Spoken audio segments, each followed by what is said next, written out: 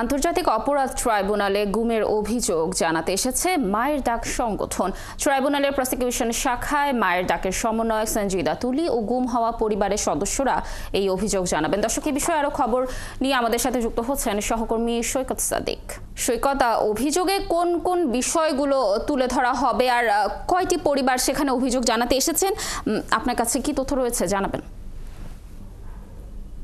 লাবণী, আন্তর্জাতিক অপরাধ ট্রাইব্যুনালে আজকে বিভিন্ন সময় বিগত 16 বছরে যেসব গুম হয়েছিল বা মানুষ হত্যা করা হয়েছিল, আইন শৃঙ্খলা বাহিনীর অভিযোগ তুলে নেওয়া হয়েছিল, তাদের যে একটা সংগঠন রয়েছে মায়ের ডাক, সেই সংগঠনের সমন্বয়ক সঞ্জিদা ইসলাম তুলি সহ আরও বেশ কয়েকজন সদস্য এবং গুম হওয়া পরিবারের অনেক সদস্য আজকে এই আন্তর্জাতিক অপরাধ ট্রাইব্যুনালে তারা এসেছেন এবং তারা এর আগেও বেশ কয়েকবার এই ট্রাইব্যুনালে এসেছেন। তাদের বিভিন্ন অভিযোগ তারা দিয়েছেন।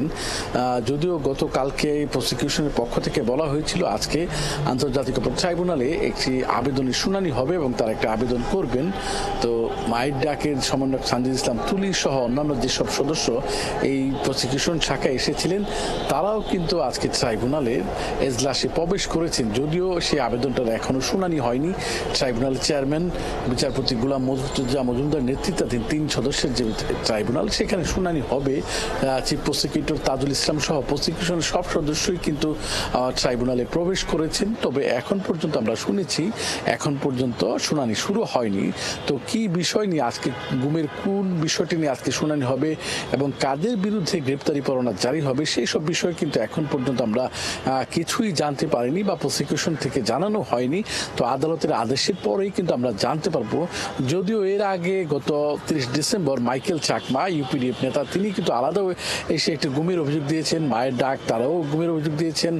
যেহেতু আজকে মায়ের ডাক সংগঠনের সদস্যরা এবং বিভিন্ন গুমের পরিবার তারা এসেছেন, হয়তো তাদের একটা কোনো গুরুত্বপূর্ণ বিষয় নিয়ে আজকে শুনানিটা হবে।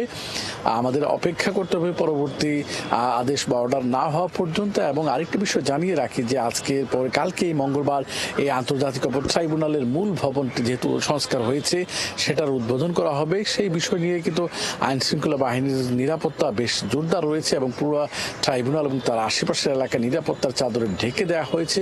তো লাবণী, আমরা কিন্তু কিছুক্ষণ পরে আমরা জানিয়ে দিতে পারবো যে আজকে মায়ের ডাক সংগঠনের গুমের কোন বিষয়টি নিয়ে আজকে অর্ডার হলো এবং সেই বিষয়ে কি অর্ডার আজকে আদালত থেকে জানা গেল, আমরা এটা পরবর্তী সংবাদে জানিয়ে দিতে পারবো। লাবণী, এখন পর্যন্ত আমার কাছে এই বিষয়ে এই হচ্ছে সর্বশেষ তথ্য। ধন্যবাদ সৈকত আমাদের সাথে যুক্ত থাকার জন্য। আপনি থাকুন সেখানে, আমরা পরবর্তীতে আবার আপনার সাথে যুক্ত হয়ে সর্বশেষ তথ্য দর্শকদের জানানোর চেষ্টা করব।